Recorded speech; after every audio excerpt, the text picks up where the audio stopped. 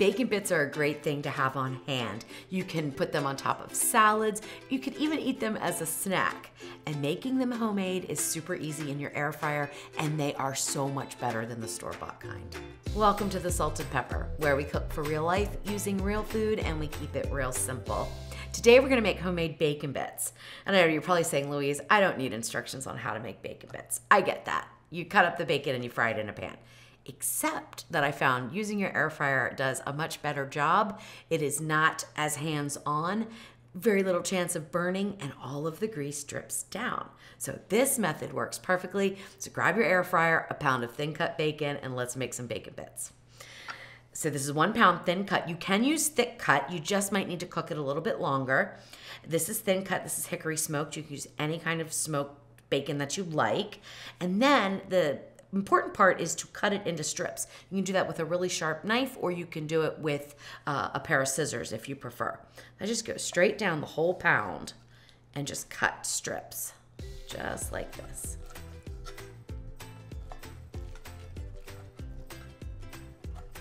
Each slice is about 1/2 inch. That's a good thickness for your homemade bacon bits. Remember, they're gonna render a lot of fat, so make them bigger than you want the end bacon bit to be. When I get down to the end, because it can be a little slippery, I don't like to cut it like I just did these. I like to take them and just do a few at a time. I just have better control over the knife, less likely to cut myself. So do yourself a favor and do that when you get to the end, or use scissors. That works great too. No need to preheat your air fryer for this.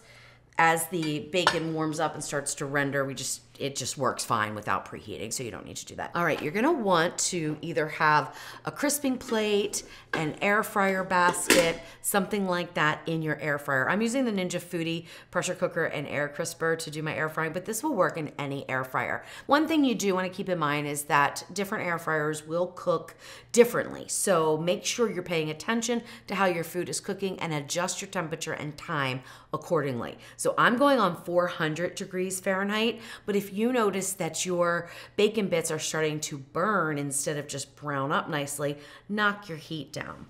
Okay, this is the part you're not gonna like, but it is super, super important. You need to separate all of the bacon out. You don't want them in clumps, so just separate it out. It doesn't take long, and it is really important to do it this way.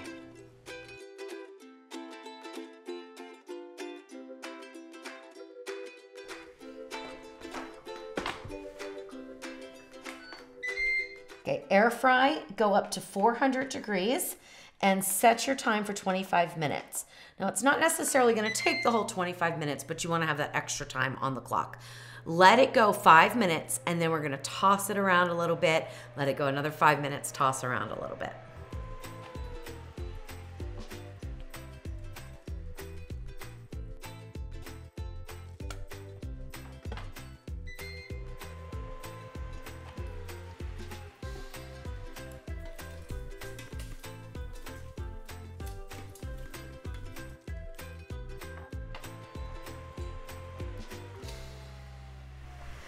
All right, we are 10 minutes in.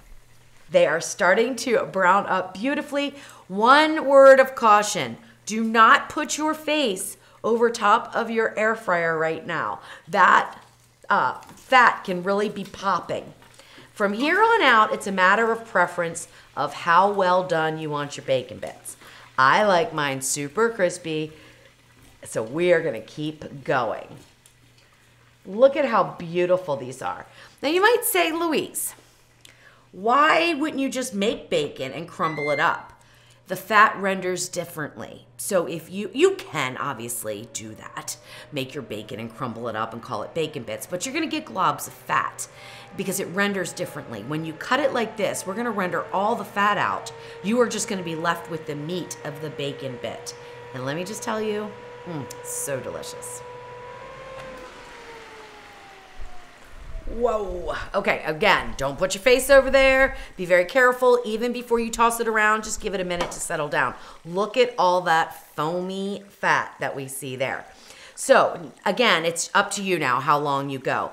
But when you get to the 15-minute mark, so you've already cooked it for 15 minutes, you've tossed 3 times, you want to check on it every 2 minutes because now we're getting really close to being done. If you leave it too long, they will burn. So we want to be very careful.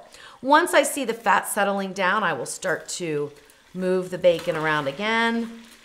I mean, I think for a lot of people, these would be done, but not for me.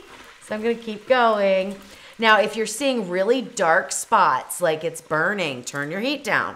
I have not experienced that, but I'm using the Ninja Foodi pressure cooker and air crisper. So, it's a different height to the heating element than other air fryers. So you really need to pay attention to how your air fryer works. In the 8-quart model, you might have to cook a little bit longer than even I do because your heating element's gonna be a little bit further away from your bacon. So make those adjustments as you go. Always pay attention to your food when you're air frying, especially for the first time that you're making something.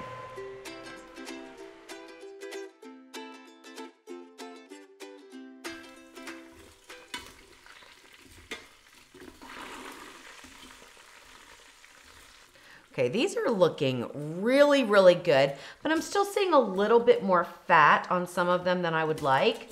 So I'm gonna keep going, but I'm gonna look at them every minute now.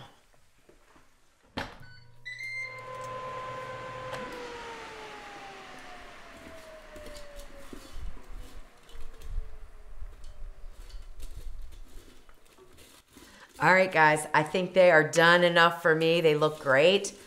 Now, just leave them in there, okay? Just leave them in there and let them cool down. You want the fat to continue to drip, and as they cool, they're gonna crisp up more. You can definitely take them out and put them on a paper towel, but you really don't have to. Just leave them right in there for about 5 minutes or so. Then we'll put them in our container and I'll give them a taste.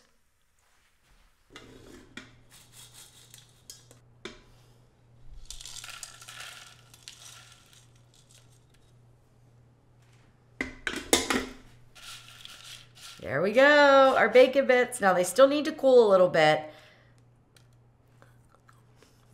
Oh my goodness. Fantastic. Now, there are some bacon bits that were so small once they started to cook. They're down in the bottom. I'm gonna get those out as well.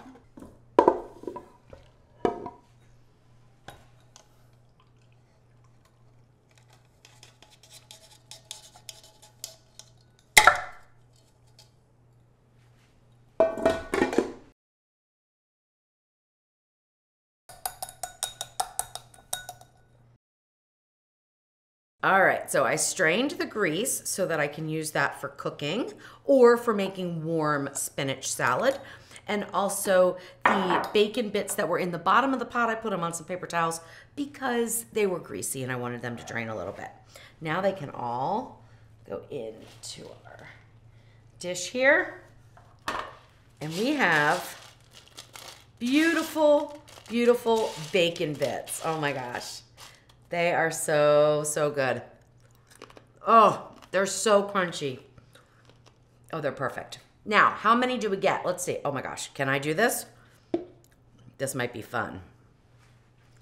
Or not. You know I'm gonna spill these, right?